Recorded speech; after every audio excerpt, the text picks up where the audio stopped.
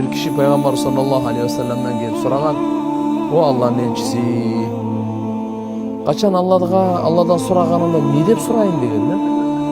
Ya, ne dep sorayın, ne sorayın?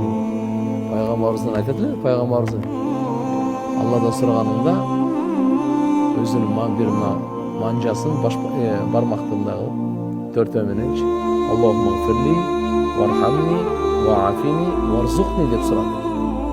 Уш төртөөнү сурасаң, дүйнө ахиреттин баардык жакшылыгын сурагандай болдуң дейт.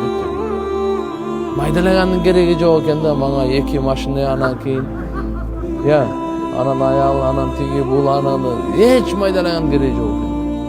Убакыт деле жок да мага. Ошон үчүн бирөө дуа сураса, уш төртөөнү берин. Ким сураса төртөөнү берин. Балаңызга, атаңызга, апаңызга, досуңузга, өзүңүзгө да төртөөнү сураңыз. Барысын айтып койду. Ибн Мажанын риваяты. Аллахумма гфирли, оңойлаганда, Аллахумма гфирли вархамни ваафини варзукни. Ар бир намазда дуа кылып коймой. Ихлас менен, жүздөнүп Аллага, я Алла